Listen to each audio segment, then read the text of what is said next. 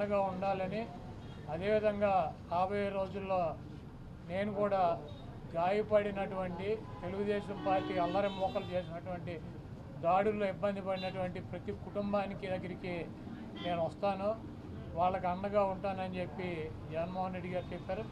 అదేవిధంగా మొన్న జరిగినటువంటి ఎన్నికల్లో ఇంత మంచి చేసి ఇన్ని రకాలైనటువంటి సంక్షేమ కార్యక్రమాలు అందించి మనం ఓడిపోయాము.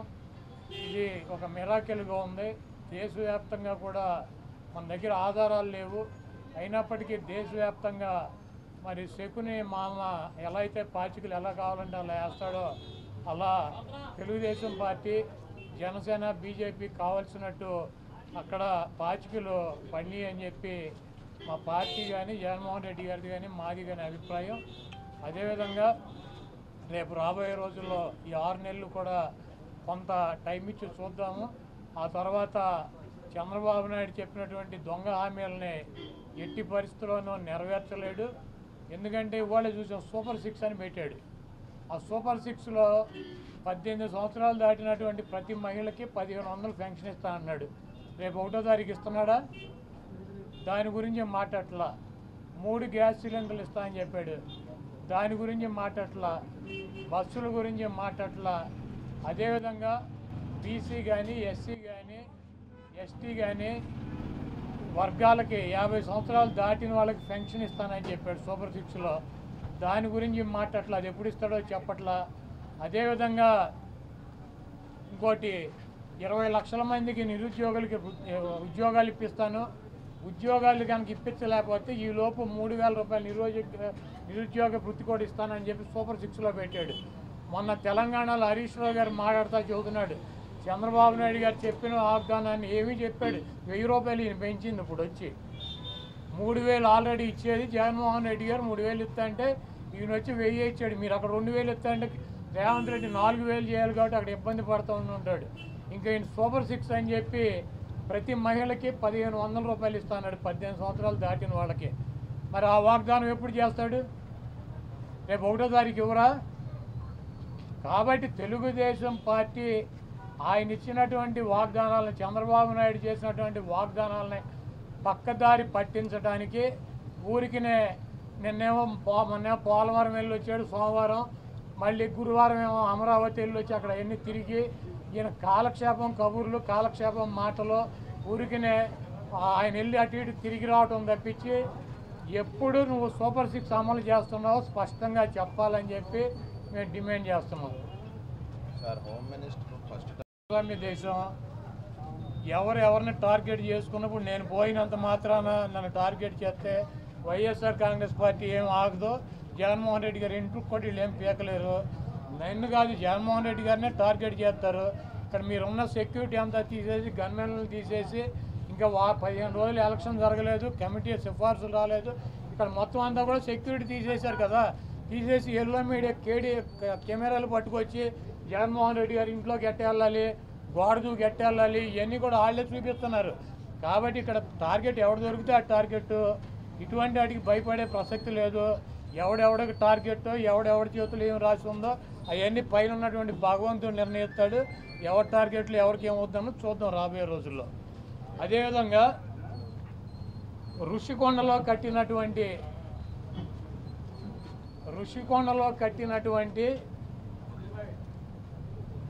పర్యాటక కేంద్రంలో కట్టినటువంటి భవనాలని ఈ సిగ్గు ఎగ్గు లేనటువంటి తెలుగుదేశం పార్టీ, ఈ సిగ్గు ఎగ్గు లేనటువంటి ఎల్లో మీడియా అది జగన్మోహన్ రెడ్డి గారి నివాసం అని చెప్పి చూపిస్తున్నారు 3 రోజుల నుంచి. వెళ్ళి జగన్మోహన్ రెడ్డి గారు అక్కడ నివాసం ఉన్నాడా? జగన్మోహన్ రెడ్డి గారు 2014 నుంచి 19 దాకా ప్రతిపక్ష నాయకుడిగా ఉన్నాడు. ఆయన కార్యాలయం లోటస్ పాండ్, ఇల్లు లోటస్ పాండ్. ఆయన లోటస్ పాండ్ హైదరాబాద్ నుంచే ప్రతిపక్ష నాయకుడికి ఉన్న 5 సంవత్సరాలు నడిపాడు. ముఖ్యమంత్రి అయిన తర్వాత 5 సంవత్సరాలు ఈ తాడేపల్లిలో ఉన్నటువంటి ఇల్లు, క్యాంప్ ఆఫీస్ ఇక్కడి నుంచే నడిపాడు ఆయన కార్యాలయాన్ని కానీ ఇంటిని కానీ.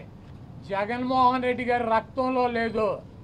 ప్రభుత్వం కట్టించినటువంటి ఇళ్లలో ఉండటం కానీ, ప్రభుత్వం కట్టించినటువంటి గెస్ట్ హౌస్లో ఉండేటువంటి కర్మ జగన్మోహన్ రెడ్డి గారికి పట్టల.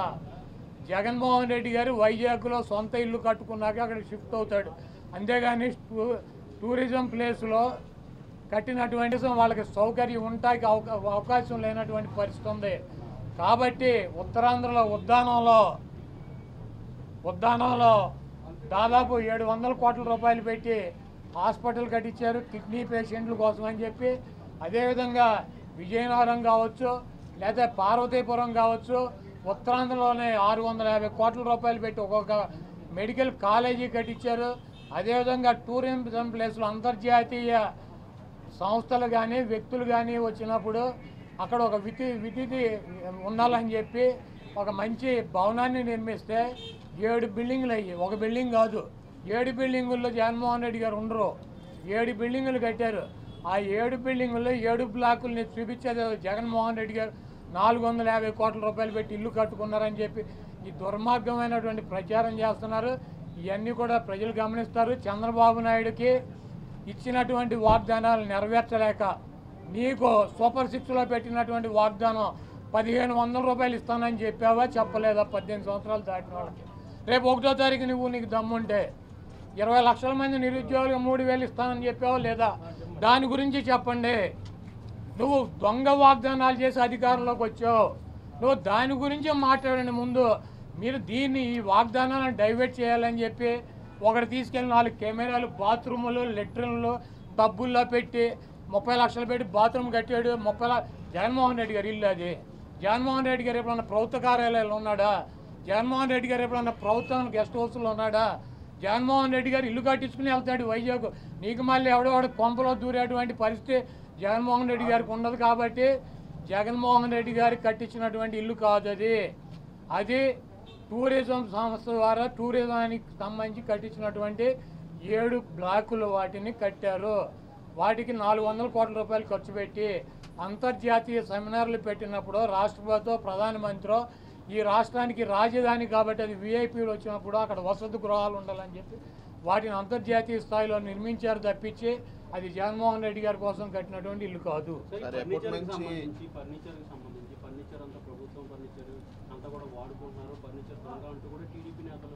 ఇప్పుడు కోడేశ్వర ప్రసాద్ గారు అసెంబ్లీలో ఉండాల్సినటువంటి ఫర్నిచర్ని తీసుకువెళ్ళి ఎక్కడేసాడు? ఆయన బైక్ షోరూమ్లో వేసుకున్నాడు. అసెంబ్లీలో ఉండాల్సినటువంటి ఫర్నిచర్ బైక్ షోరూమ్లో వేసుకుంటే వాడిని దొంగ అంటారు. సీఎం క్యాంపు కార్యాలయానికి ప్రభుత్వం వచ్చినటువంటి విజిటర్స్ కోసం ఒక కార్యాలయం సీఎం జగన్మోహన్ రెడ్డి గారి కార్యాలయం అయితే ఒక 10 మంది 20 మంది కూర్చుంటాకుంటుంది. ఒక ముఖ్యమంత్రి కార్యాలయం కాబట్టి అక్కడ అదనపు వసతులు కావాలని చెప్పి ప్రభుత్వం కల్పిస్తుంది. ముష్టి పట్టుకుపోతే పట్టుకుపోండి, లేకపోతే డబ్బు విలువ చెప్తే కడతామని ఫస్ట్ రోజు చెప్పాం. దీని గురించి ఏమైనా రాద్దాం కావాలంటే పట్టుకుపోండి. ఒక్కలో ఫర్నిచరు ఎంత? ముష్టి ఫర్నిచర్ ఎంత ఉంటుంది? కావాలండి పట్టుకురండి. మేము షోరూమ్లో వేసుకున్నాం, తీసుకెళ్ళి మా సాక్షి ఆఫీసులో వేసామా? కాదు, మాకు క్యాంప్ ఆఫీసులో పెట్టినటువంటి ఫర్నిచర్ని తీసుకెళ్ళి సాక్షి ఆఫీసులో వేసుకున్నావా? దొంగ అంటే అసెంబ్లీలో ఉండాల్సినటువంటి ఫర్నిచర్ని తీసుకుని బైక్ షోరూమ్ నీ సొంత షోరూమ్లు వేసుకుంటే వాడిని దొంగ అంటారు. అంతేగాని క్యాంప్ ఆఫీసులో ఇచ్చినటువంటి ఫర్నిచర్ క్యాంప్ ఆఫీసులో ఉంటే దానికి కావాలంటే డబ్బు కడతాం, లేదంటే ఫర్నిచర్ తీసుకుపోమని చెప్పాం. దానికి దొంగ ఇవన్నీ పనికిరాని మాటలు. ఋషికొండ ఫర్నిచరు దాడులు, కొడాల నాని టార్గెట్, జగన్మోహన్ రెడ్డి టార్గెట్, ఇక్కడ పోలీసులు తీసాం. ఇవన్నీ సొల్లు పురాణం. మీ చేతనేం చేసుకోండి, నో ప్రాబ్లం. మీరు సూపర్ 6లో పెట్టినటువంటి వాగ్దానాలనే మీరు ఎప్పుడు అమలు చేస్తున్నారో చెప్పాలి. జగన్మోహన్ రెడ్డి గారు తరఫున మేము అడుగుతున్నాం. వైఎస్ఆర్ కాంగ్రెస్ పార్టీ తరఫున చంద్రబాబు నాయుడు అమలు చేసే బాధ్యత నాదని చెప్పి పవన్ కళ్యాణ్ గారు కూడా చెప్పాడు.